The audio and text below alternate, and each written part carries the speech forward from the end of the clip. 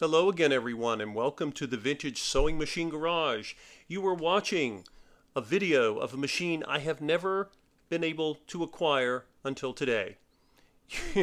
I literally, in 10 years and hundreds of machines, I have never come across one of these. I've been aware of them, but I've never actually had one in my hands. So I'm very excited to talk about a machine that holds the title in the late 1950s. If money was no object and you were willing to spare no expense, you are looking at the most expensive Singer sewing machine you could purchase. Period. If it was for the home, it was even more costly than the Singer 401A. Now, I've made many videos of the Singer 401A because it was incredibly expensive. And in most Singer dealerships, it was presented as top of the line, and it surely was. It was a tour de force of features that Singer had really not been able to offer in the same way before. But of course, there were always people who might have asked, well, is there anything fancier? Singer, being the global corporation that it was, had factories all over the world. In fact, Singer was one of the very first global corporations in history. Singer had factories in the United States, in Canada, in France, in Italy, Brazil, Russia, and let's see, what am I missing here? I know I'm missing the United Kingdom, of course. That's 7. And there's an 8th country, and there may be more than that. What was the 8th country? Think about it. It was Germany. Now, Singer had a presence in Germany before the Second World War. That factory, I believe, was commandeered, and it may have been heavily damaged during the war. In any case, after the end of World War II, Singer built another factory in Germany and resumed production of sewing machines. Now, you might be wondering, why does this label, this little tag here, it says Model 431G, the Singer Manufacturing Company, New York. Singer's headquarters was in New York. And, well, how do you know it was made in Germany? I mean, it's rated at 110 to 120 volts. That's the North American electrical standard. The letter G tells you it was made in Singer's German factory. And, of course, just as with machines that were made in the United Kingdom that most often have the letter K next to their model number, Singer took advantage of its vast global infrastructure for production, and if they made a machine in one factory, they might send it to another market. And this is what Singer, in fact, did. Now, the bulk of the machines that were not made in North America, that Singer did import to North America, were made in the United Kingdom. For most of Singer's history, they would eventually bring in certain models from Italy and France, but most of the imported Singers to North America were made in the United Kingdom. Well, when Singer produced this machine in Germany, they decided to do what they had done in the United Kingdom. They would build the machine, the body, the head, which is the main body of the machine, and they would ship it to North America, and then in North America, the electricals, the motor, the speed controller, the cords, those things were all fitted when they got, I was going to say stateside, but it depends on if they may have come into Canada, but they were retrofitted with North American electricals. Remember, many countries in the world do not use 110 to 120 volts. If you ever find a machine, and there are people with them here in North America, if they are rated, say, at 240 or 220, those machines were designed for electrical systems that are used in other parts of the world. A number of countries in Europe have that standard, and there may be other countries that use it as well. But I've made videos before about what you do when you're dealing with trying to convert voltage, but we don't have to do that here because this machine was specifically made for the North American market, but produced in a German factory. Singer was very smart about, maximizing its production, and because this machine was so rare in North America, Singer did not devote a production line or certainly not an entire factory here for this machine. But this machine is something that many of you will recognize because I'm going to sort of pull back here and we'll turn it around and you will get a nice glimpse of what is a cousin, a German cousin of the Singer 401A.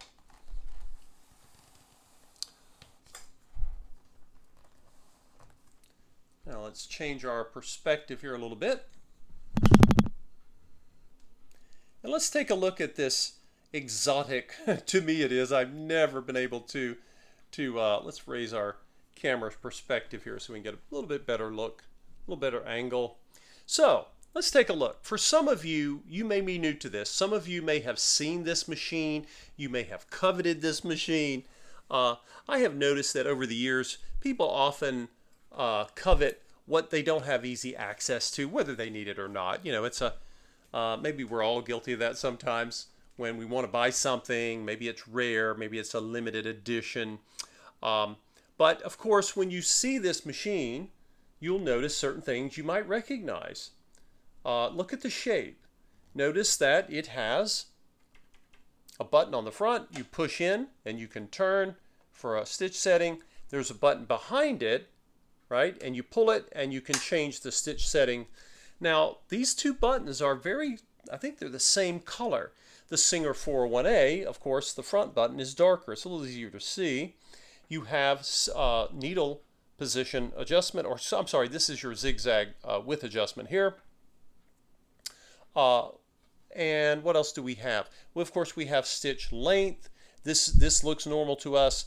Notice that the Singer badge is up here. It looks different, right? We don't have it across the housing for the light bulb. The light lens is still very familiar. It's glass.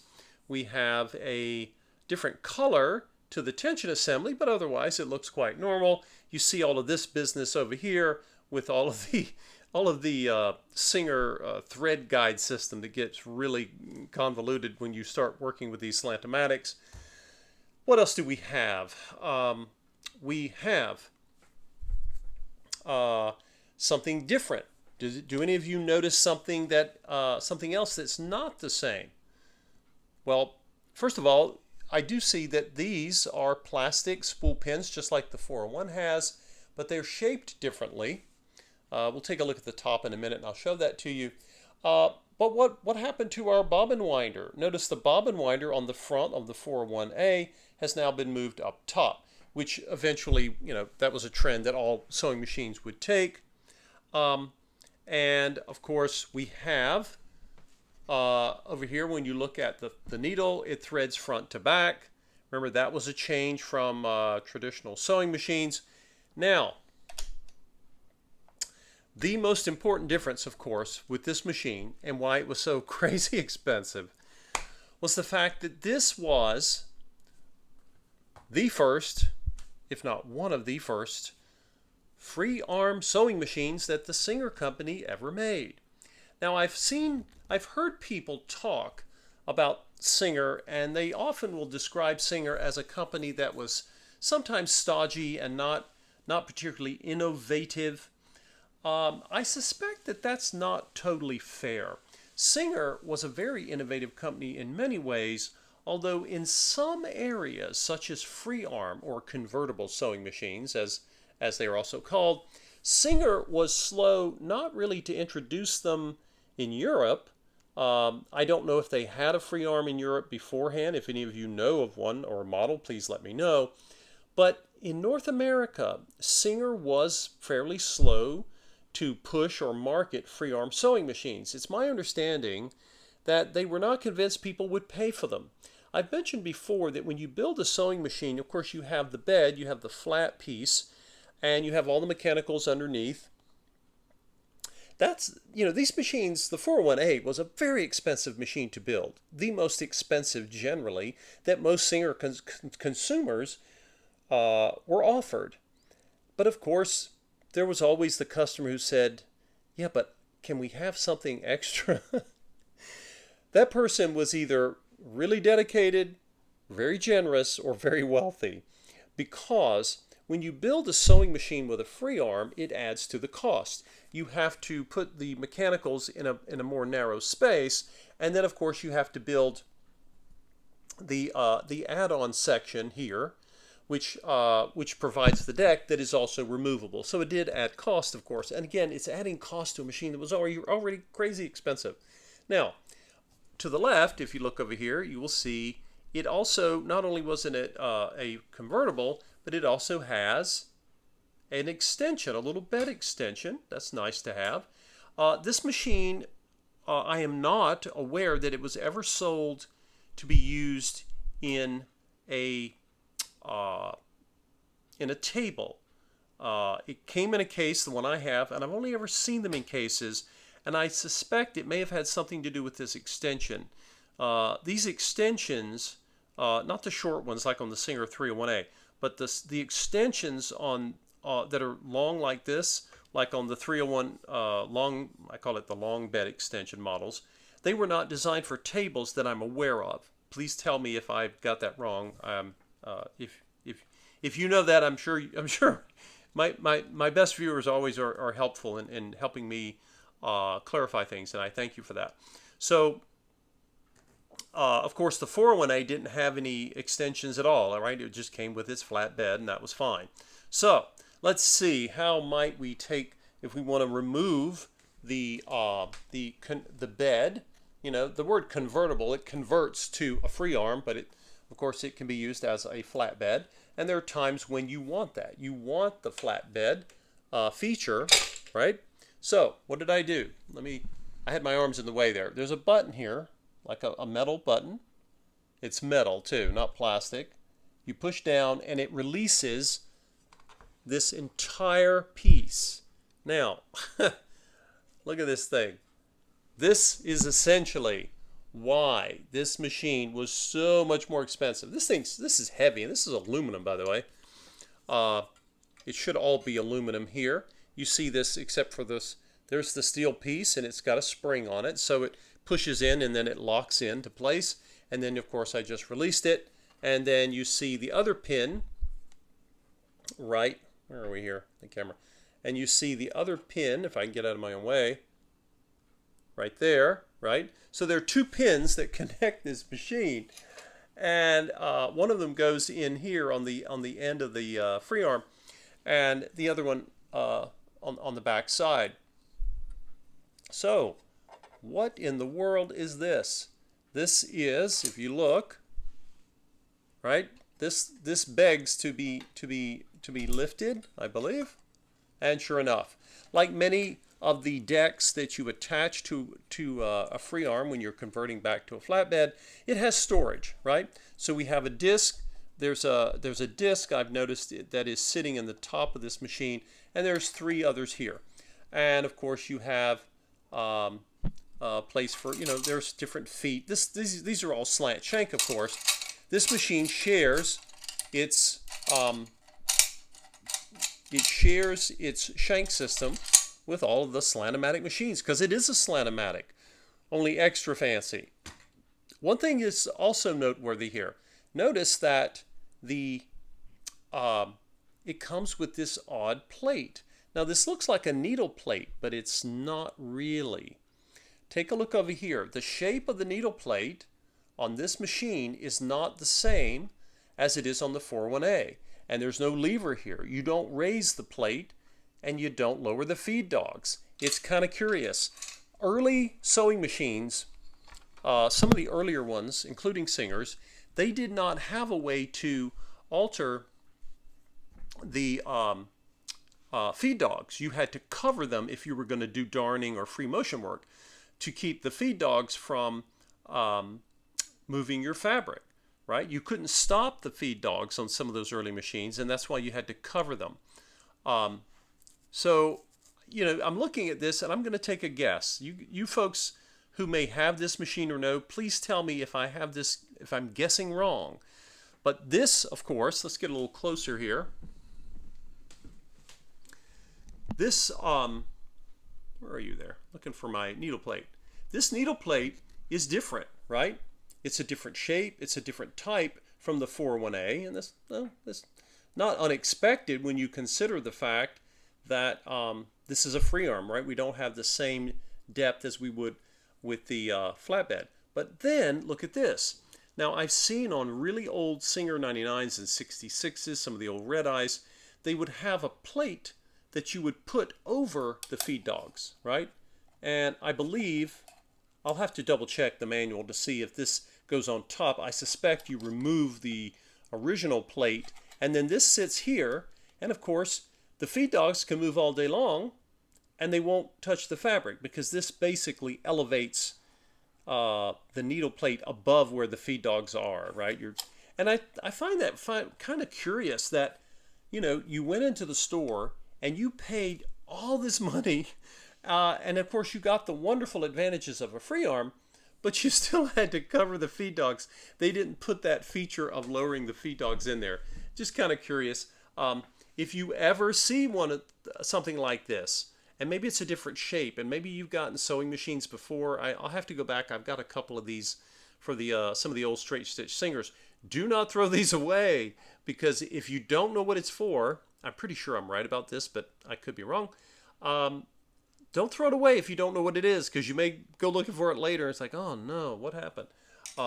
So that's a nice thing to have. It has that there. Stuff like that can, you know, over time, it typically just kind of, things get lost, things get moved around, and you just never know what happens to sewing machines over their lives. They lead very strange lives. But this wonderful sewing deck, right, with its own little storage area, and that free arm. Free arm sewing machines for the home, of course they were available as industrial machines going way, way back. But for the home, it's my understanding some of the earliest free arms were introduced by, I believe, the Elna company in Switzerland. And then, of course, Italian companies and German companies and obviously Bernina, they all came out with free arms. But Singer was much slower, or should I say people in North America were much slower to sort of take to a free arm.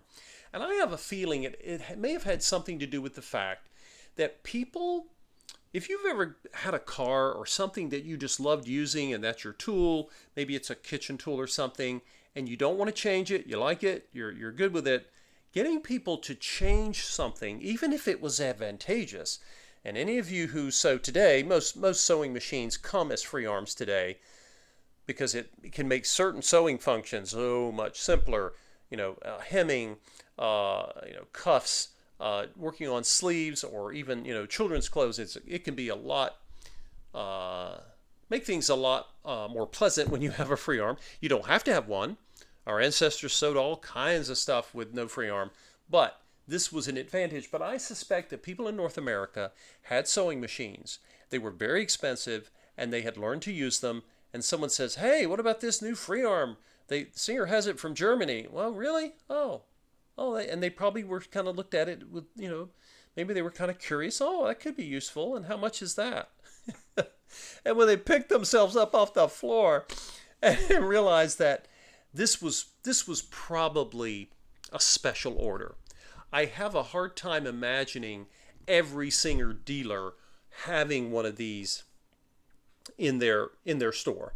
There may have been a limited number. I don't know. Again, if any of you know anyone who used to sell Singers back then, I would love for you to share that with us. But again, this machine would have been built with the same quality as the Singer Slantomatics that it's highly related to. You see all of it, so much of it. And when we go underneath, again, the mechanicals, some of these are different.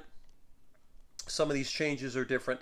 And by the way, by the time the Singer 500 came out, that Rocketeer, of course, Singer by then had taken the bobbin winder off the front and moved it up top, just like this one.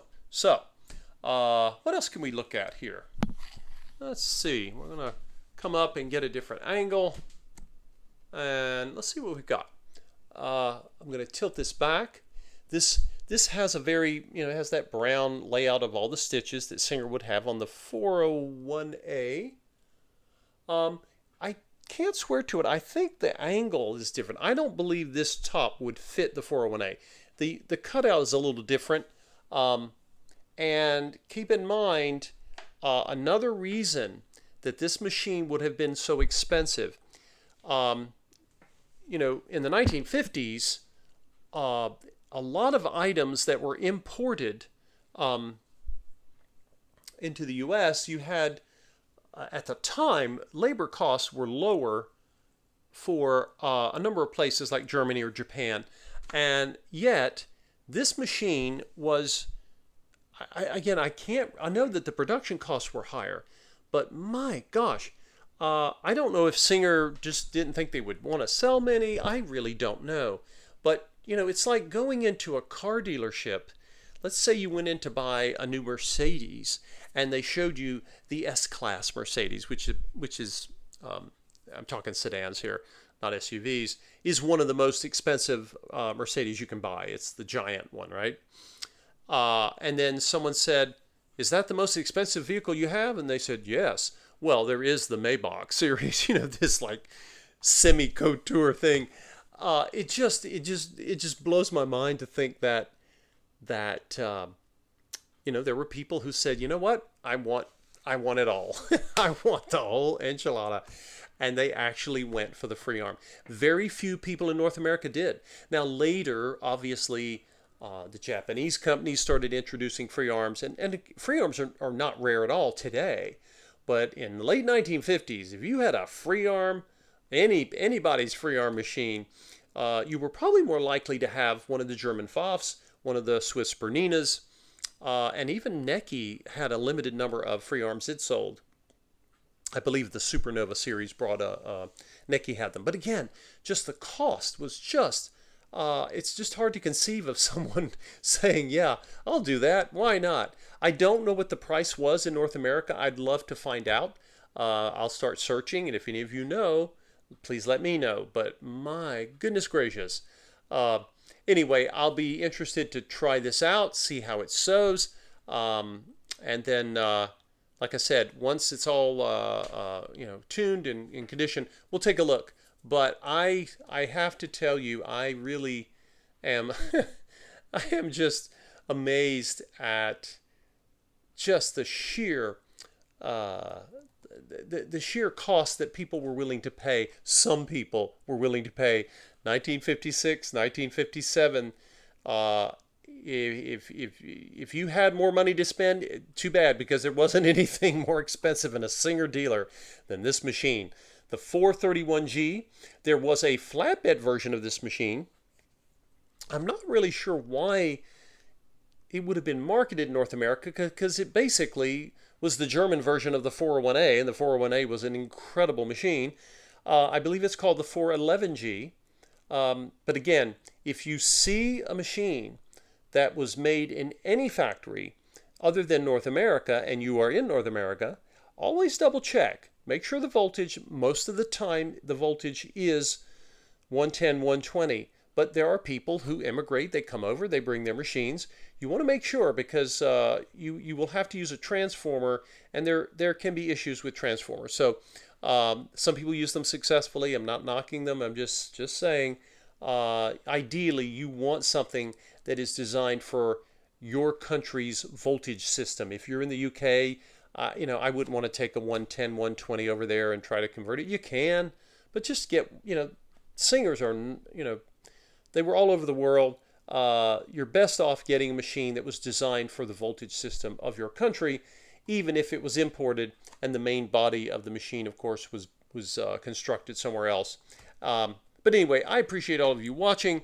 And again, I just was excited to show this because I have never had one, and I'm curious to see if, you know, maybe it sounds different, maybe it sounds the same. Who the heck knows?